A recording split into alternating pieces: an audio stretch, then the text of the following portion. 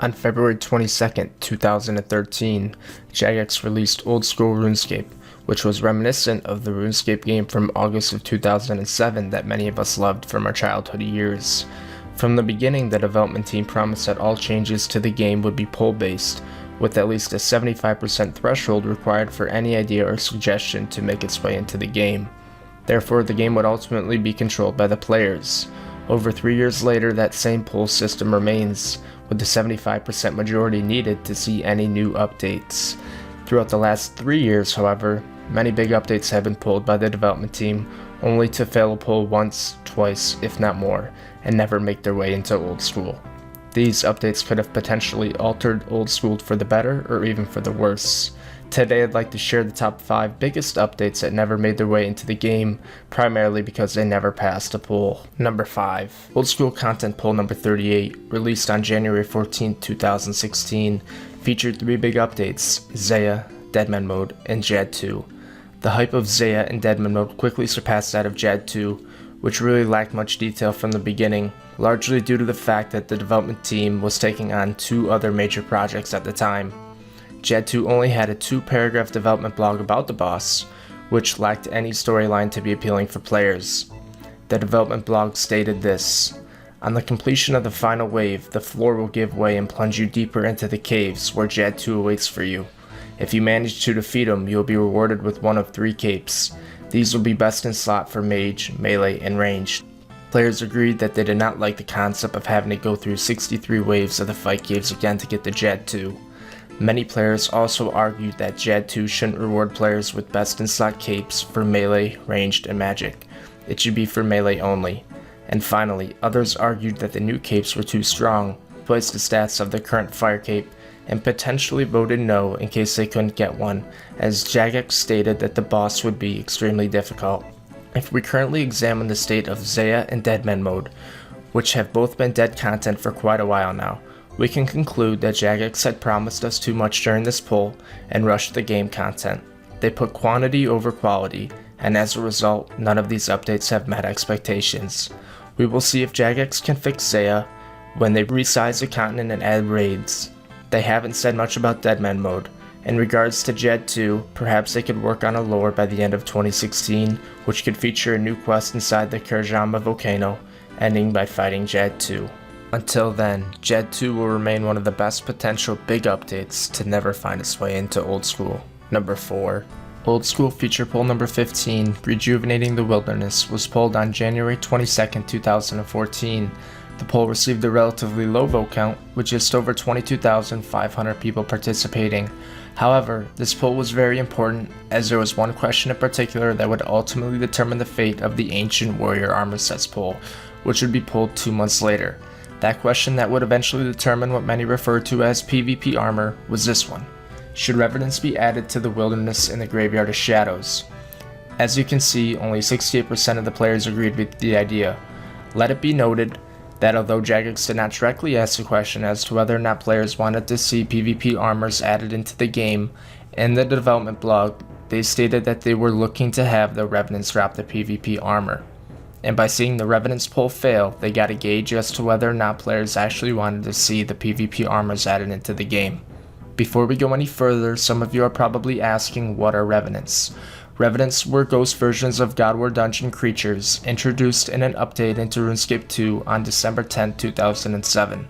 Revenants were located in the Farinthri dungeon, which was a very common PKing spot for clans, as it was a multi-combat zone, which made Revenants even more dangerous to kill. Revenants dropped very strong weapons and armor, including the Corrupt Dragon Battle Axe, which became a free-to-play favorite for PKing, as well as the Vesta Longsword and Statuus Warhammer, which were very strong pay-to-play weapons and popular for PKing as well.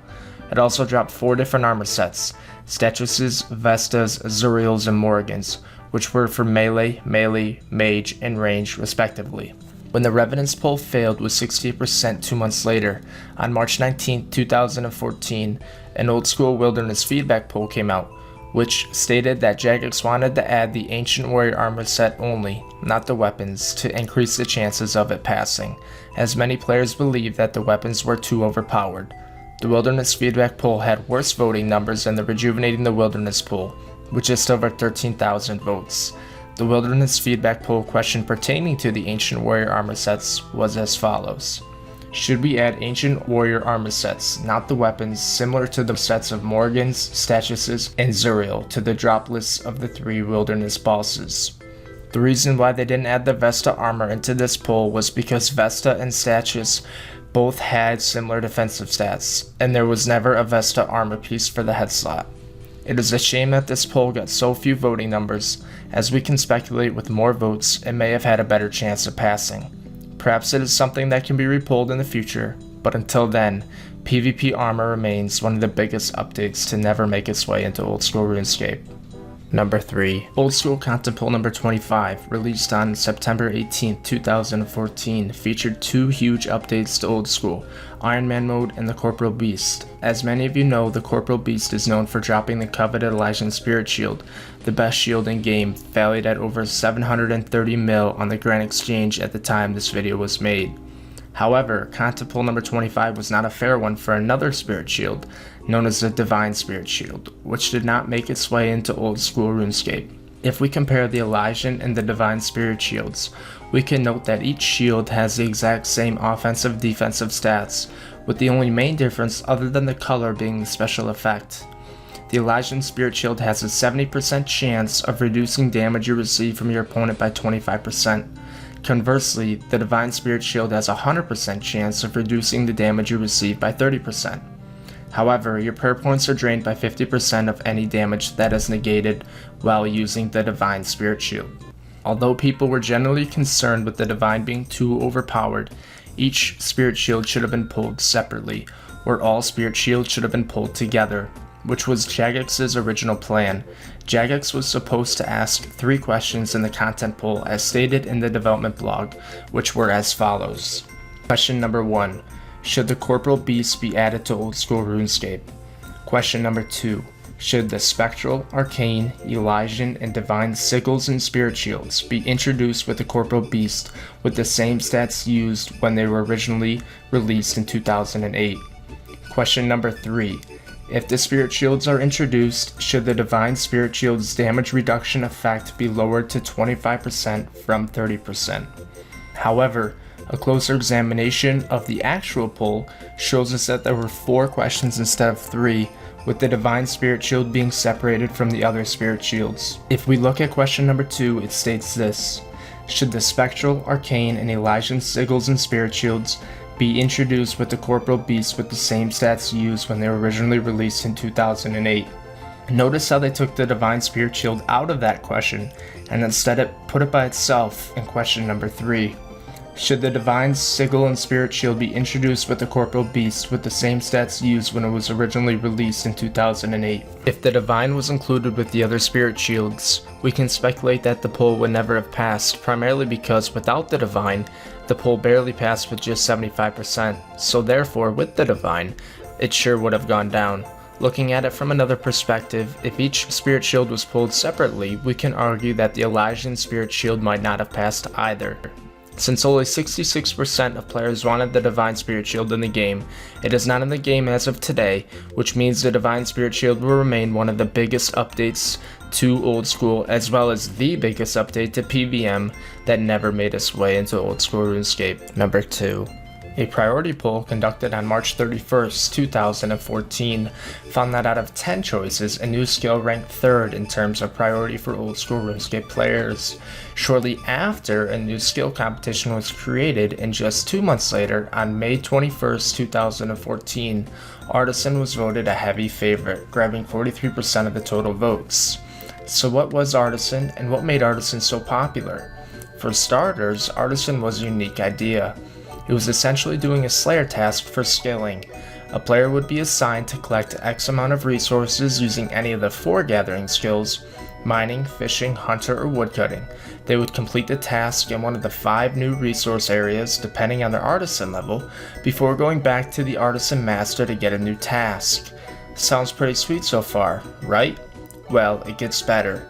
With Artisan would come 3 new trees, 1 new mining ore, 1 new creature to hunt, new farming crops to grow, the ability to build bridges over rivers, wieldable crafting tools, craftable cosmetic clothing, and much more. Oh, and did I mention that one of the new rewards was going to be this runecrafting gear called Esoteric, which would make your runecrafting pouches not degrade when wearing the full set?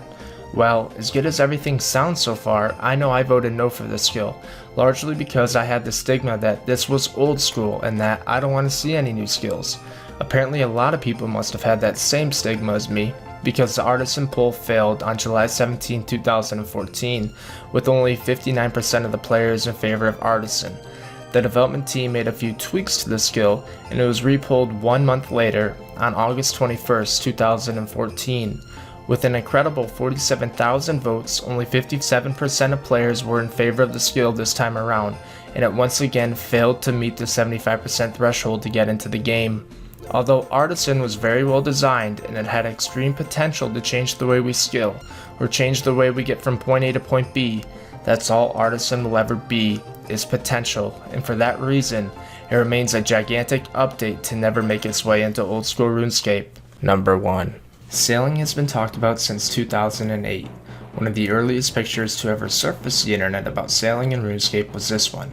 Obviously the photo was faked, but the idea was a concept that old school RuneScape would revisit multiple times, first on April Fool's Day of 2014, just as a joke of course.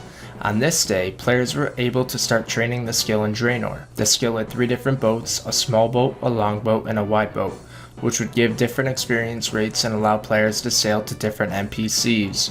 Once level 20 was reached, an error message would pop up saying, "Sailing XP memory overflow," and the player's sailing would reset to level 1. Then, after some speculation over sailing becoming a possibility in old school, on August 7, 2015, a development blog for sailing was released. The skill featured 3 main ways of training: shipbuilding, traveling through challenging seas, known as navigation, and exploration. Shipbuilding would allow a player to hire workers to build you a ship with more powerful ships at higher levels in exchange for providing your crew with resources. You would then be able to use your ship you built to navigate new routes and explore open seas and take on many challenges that you may face, from battles at sea to new monsters, new loot, and even player vs player. Sailing would also open up a ton of perks such as exploring 2 new islands, different caverns, new dungeons filled with both old and new monsters, new locations to train existing skills, brand new resources, both the augury and rigor prayers, new traveling methods, and much more. The possibilities with sailing were endless, but unfortunately, only 68% of the players voted yes to the new skill. Many players had speculated that sailing will go down as the biggest blown update on old school, and since the concept of sailing has been around way longer than old school RuneScape itself, we can only wonder just how big of an opportunity we blew. Well guys, this completes yet another video, the top 5 big updates to never make their way into old school RuneScape. This video took me a ton of time, so please slap a like on it. And if you haven't subscribed already, I hope I earned your subscription after this video. As always guys, I'm going to link you to my Twitch in the description below. I'm streaming probably 4 or 5 days a week right now, and I would appreciate all the new views. If you guys have any countdown ideas, please leave them in the comment section below. And also come hang out with me in my clan chat, MacSpaceH. I will see you guys there, and as always, thanks for watching, and we'll see you next video. Peace.